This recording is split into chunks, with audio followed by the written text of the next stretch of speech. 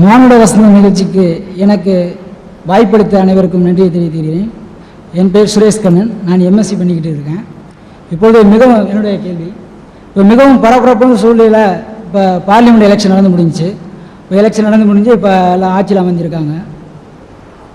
அவங்களுக்கு இஸ்லாமின் வழியாக நீங்கள் கூறும் அறிவுரை என்ன? புதிதாக தேர்ந்தெடுக்கப்பட்டவர்களுக்கு இஸ்லாம் என்ன அறிவுரை கூறுகிறது, ஆட்சியாளர்கள் எப்படி நடந்து கொள்ள வேண்டும் என்பதை பற்றி இஸ்லாம் மிக தெளிவான விளக்கங்களை தந்திருக்கிறது. முதலாவதாக சொல்றது, தொகுதிக்கு வாப்பா, வேற ஒன்றும் செய்ய வேண்டாம், தொகுதிக்கு வந்தாலே போதும். ஒருவர் சொன்னார், ஒரு கொள்ளைக்காரனை தேர்தலில் நின்றானாம், எல்லாரும் அவனுக்கு ஓட்டு போட்டார்களாம். ஏன்பா இவனுக்கு ஓட்டு போட்டீங்க? ஓட்டு போட்டா 5 வருஷம் இந்த பக்கமே வரமாட்டான், ஆகவே நாங்கள் அவனுக்கு ஓட்டு போட்டோம் என்று சொன்னார்களாம். ஆக அந்த நிலையிலே தான் இன்று இருக்கிறது. ஆக இவன் தொகுதி பக்கமே வரமாட்டான். மக்களை நேசிக்க வேண்டும், இதுதான் மிக முக்கியமான ஒன்று. ஆட்சியாளருக்குரிய பண்புகளிலே ஒன்று மக்களை நேசிக்க வேண்டும். நபிகள் நாயகம் சொன்னார்கள், ஆட்சியாளர்கள் இறைவனின் நிழலை போன்றவர்கள் என்று சொன்னார்கள். ஆக நிழல் என்றால் என்ன? ஒரு மனிதனுக்கு அபயம் அளிப்பது நிழல். வெப்பத்திலே போகிற ஒருவனுக்கு அபயம் அளிப்பது நிழல். ஆக இறைவன் மனிதர்களுக்கு நிழல் அளிக்க விரும்புகிறான். அதற்காக இறைவன் இந்த உலகத்திற்கு வருவதில்லை, இந்த ஆட்சியாளர் மூலமாகத்தான் இறைவன் மனிதர்களுக்கு அபயம் அளிக்க விரும்புகிறான். ஆகவே அவர்கள் நிழலாக இருக்கிறார்கள் என்று நபிகள் நாயகம் அவர்கள் சொன்னார்கள். ஆக இந்த நிலை அவரிடத்தில் எதிர்பார்க்கப்படுகிறது. இன்னொன்று சொன்னார்கள், யார் மனிதர்களுக்கு ஊழியம் செய்கிறார்களோ அவர்கள் தான் தலைவர்கள், ஊழியம் செய்பவர்களே தலைவர்கள் என்ற ஒரு கருத்தையும் சொன்னார்கள். ஆக ஆட்சியாளர் முதல்ல மக்களை நேசிக்கணும். நபிகள் நாயகம் சொன்னாங்க, தனது குடும்பத்தாருக்கு பணிவிடை செய்வது போல் எவர் மக்களுக்கு பணிவிடை செய்யவில்லையோ அவர்கள் சுவனத்தின் வாசனையை கூட நுகர மாட்டார்கள் என்று நபிகள் நாயகம் சொன்னார். ஆக எல்லாரையும் நேசிப்பதை, குடும்பத்தாரை நேசிப்பது போல மக்களை நேசிக்க. கலீஃபா உமர் அவர்கள் இருந்தார். ஒரு காலத்திலே அவருடைய நாட்டிலே பஞ்சம் ஏற்பட்டது, மக்களால் சரியான உணவை உண்ண முடியவில்லை. அவர் சொன்னார், நான் இனி இறைச்சியே தொடமாட்டேன், இந்த மக்களுக்கு இந்த பஞ்சம் போகிற வரை நான் சுவையான உணவுகளை உண்ணுவதில்லை என்று அவர் முடிவு செய்து கொண்டார். ஆக மக்கள் மீது இரக்கம் இருந்தால் இந்த நிலை உருவாகும். அடுத்தபடியாக மக்களுக்கு அடிப்படை தேவைகளை செய்து கொடுக்க வேண்டும். இந்த எலெக்ஷன்ல மாற்றி ஓட்டு போட்டதுக்கு முக்கியமான காரணங்கள் ஒன்று, அடிப்படை தேவைகளை கவனிக்கல. இஸ்லாத்தினுடைய பார்வையில் உணவு, உடை, உறையுள் இவைகள் அடிப்படை தேவைகள்.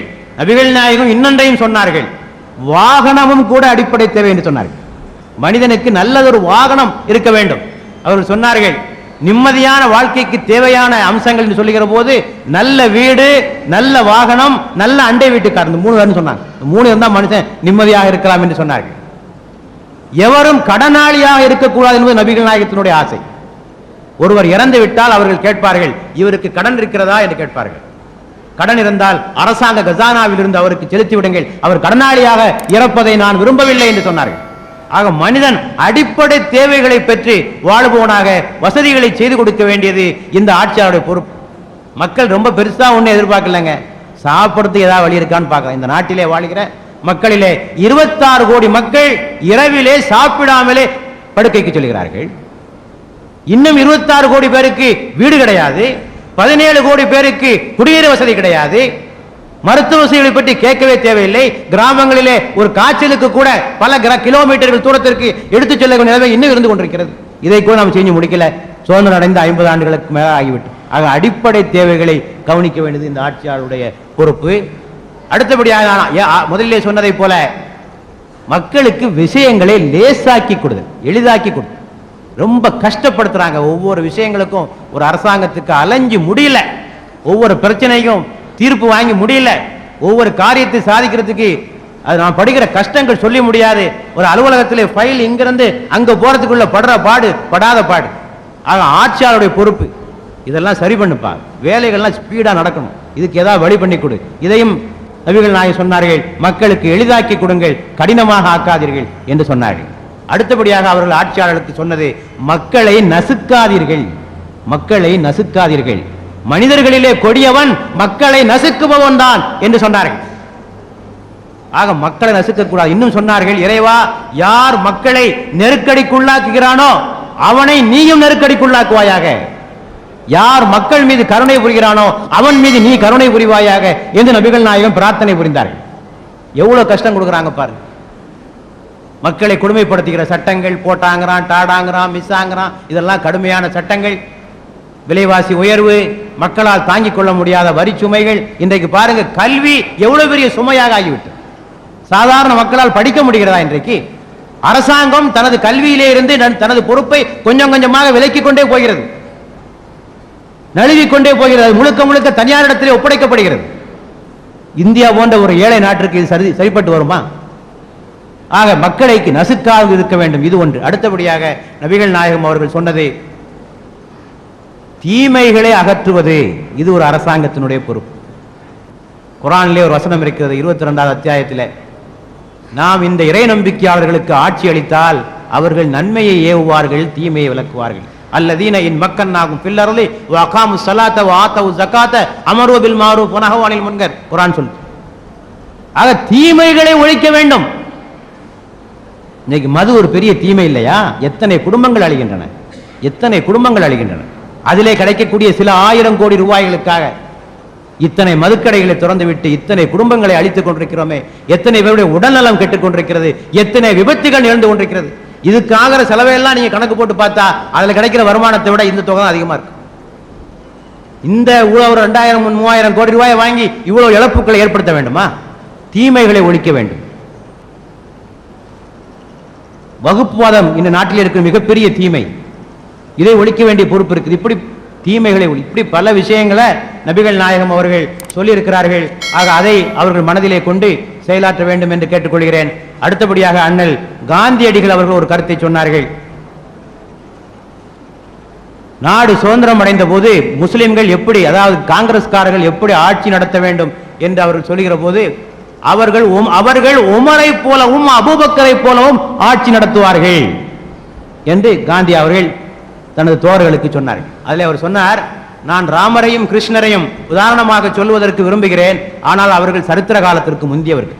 they are prehistorical persons. நான் ராணாவையும் பிரதாப்பையும் முன்மாதிரியாக சொல்ல விரும்புகிறேன், ஆனால் ராணாவும் பிரதாப்பும் ஆட்சிக்கு வருவதற்கு முன்னர் எளிமையாகத்தான் இருந்தார்கள். ஆட்சிக்கு வந்த பிறகு அவர்கள் எப்படி நடந்து கொண்டார்கள் என்பதை குறித்து கருத்து வேறுபாடு இருக்கிறது. ஆனால் கருத்து வேறுபாடே இல்லாத விஷயம், நபிகள் நாயகம் அவர்களும் அபூபக்கர் அவர்களும் உமர் அவர்களும் எப்படி ஆட்சி புரிந்தார் என்பது கருத்து வேறுபாடுகளுக்கு அப்பாற்பட்ட விஷயம். உமர் அவர் என்ன செய்வார், தனது தளபதி ஒருவர் முரட்டு துணியையும் முரட்டு கோதுமையும் சாப்பிடுவதை தவிர வேறு எதனையும் அவரால் பொறுத்துக் கொள்ள முடியாது. அப்படிப்பட்ட ஆட்சியாளர்களாக மாறுங்கள் என்று நபிகள் நாயகம் சொன்னார்கள். இந்த அபூபக்கர் என்ன செய்தார், ஒன்று ரெண்டை மட்டும் சொல்லி முடிக்கிறேன். பதவி ஏற்ற போது முதலாவதாக அவர் செஞ்ச வேலை என்னன்னா, தனது சொத்து கணக்களை எல்லாம் மக்களுக்கு முன்னால ஒப்படைச்சார். இந்த பாத்துக்கப்பா, இதுதான் என்கிட்ட இருக்கு, இந்த சொத்து கணக்கெல்லாம் பார்த்துக்கோ, நான் திருப்பி ரிட்டையர் ஆகிற போது என்ன இருக்குன்னு பார்த்துக்கொண்டார். இது 14 நூற்றாண்டு முன்னால் நடந்த விஷயம். கடைசியாக அவர் இறந்த போது இருந்த சொத்து ஒரு வேலைக்காரன், ஒரு ஒட்டகம், ஒரு படுக்கை, இந்த 3 எடுத்து புதுசா கலீஃபா வந்திருக்காருல்ல உமரே, அவற்றை இதெல்லாம் ஒப்படைச்சிருக்கப்பான்னு. இந்த அளவு அவருடைய மனைவி இனிப்பு செய்து வைக்கிறார். இவர் கேட்கிறார் தனது மனைவி இடத்திலே, இனிப்பு செய்யறதுக்கு உனக்கு எங்கிருந்து காசு வந்துன்னு கேட்கிறார். இல்லை, நீங்க சம்பளம் வாங்கினீங்கல்ல, அதுல கொஞ்சம் கொஞ்சமா மிச்சம் பிடிச்சி இந்த இனிப்பு செய்யுங்க அப்படிங்கிறார். அப்படியே அப்ப சம்பளம் கூட வர்ற மாதிரில தெரியுது. உடனே கசானா அதிகாரியை கூப்பிட்டு இவ்வளோ கட் பண்ணு பாட்டார். எனக்கு அதிகமாக வர்ற மாதிரி மனைவி ஸ்வீட் செய்கிற அளவுக்கு இந்த சம்பளம் எனக்கு வந்துகிட்டு இருக்கு, இது தேவையில்லை, கட் பண்ணிட்டார். இதுதான் அபூபக்கர் அவருடைய ஆட்சி முறை என்பதை நாம் பார்க்கிறோம். அதே போல உமருடைய வாழ்க்கையிலும் அப்படித்தான். அவருக்கு நோய்வாய்ப்பட்டார், தேன் சாப்பிட வேண்டும் என்று ஆசைப்பட்டார். பார்லிமெண்டை கூட்டினார், ஷூராவை கூட்டி எனக்கு தேன் வேணும் கொடுங்கயான்னு கேட்கிறார். இதுதான் அவருடைய ஆட்சி முறையாக இருந்தது. ஜெருசலம் வெற்றி கொள்ளப்படுகிறது. இவர் இங்கிருந்து போகிறார், ஒரே ஒரு கழுதை தான் இருக்கிறது, கோவேறு கழுதை, அதில் அங்கே போக வேண்டும். இவருடைய வேலைக்காரன் இவரும் சேர்ந்து ஒரு கழுதை, இவரு கொஞ்ச நேரம் மேலே இருக்கிறது, அவர் கொஞ்ச நேரம் மேலே இருக்குது, இப்படி மாற்றி மாற்றி ஊருக்கு போறாங்க. அந்த ஊர் எல்லையிலே மக்கள் எல்லாம் திரண்டு இருக்கிறாங்க இவரை வரவேற்பதற்காக. அந்த தருணம் வேலைக்காரன் மேலே இருக்க வேண்டிய தருணம். வேலைக்காரன் சொல்றான், நான் கீழே இறங்கிறேன். ஐயோ, நீ தான் மேலே இரியா, நீ தான் வா. நீங்கள் உமர் என்றால் சாதாரண ஆளாக எண்ணிக்கொள்ளக்கூடாது. சீசர் பெற்ற வெற்றிகளை விட, ஜூலியஸ் சீசர் பெற்ற வெற்றிகளை விட, சார்லமேன் பெற்ற வெற்றிகளை விட அதிகமான நிலப்பரப்பை ஆண்ட மிகப்பெரிய சக்கரவர்த்தி என்பதனை நீங்கள் மறந்துவிடக்கூடாது. அப்படிப்பட்டவர்கள் எல்லாம் இருந்திருக்கிறார்கள். அவர்களை போன்று நீங்கள் வாழுங்கள். அவர் மிக ஒரு செக்யூலர் என்று இந்த காலத்தில் சொல்கிறோமே, ஒரு மதசார்பற்ற ஒரு ஆட்சியாளர். ஜெருசலத்திலே ஒரு சர்ச்சுக்கு போகிறார். தி சர்ச் ஆஃப் ரிசரக்ஷன், இயேசு பெருமான் உயிர் தெழுந்த இடம் என்று ஒரு சர்ச் இருக்கிறது. அங்கே போகிறார். இவர் தான் ஆட்சியாளர், கலீஃபா. தொழுகைக்கான நேரம் வருகிறது. மக்கள் எல்லாம், பாதிரிமாரெல்லாம் சொல்றாங்க, நீங்க இங்கேயே தொழுதுக்கிடுங்கிறாங்க. உமர் சொல்லுகிறார், எனக்கு ஒன்றும் ஆட்சேபணம் இல்லை, நான் இங்கே தொழுதுக்கிடுவேன். ஆனா தொழுதா என்ன நடக்கும் தெரியுமா? பிற்காலத்தில் வர்ற முஸ்லீம்லாம் சொல்லுவான், உமர் இங்கே தான் ஏன் தொழுதாரு, இது பள்ளிவாசல் என்கிட்ட கொடுத்துருமா, அதனால நான் தொழ மாட்டேன்ட்டார். அதனால நான் தொழ மாட்டேன்னு சொல்லி வெளியே போய் தொழுதாரு.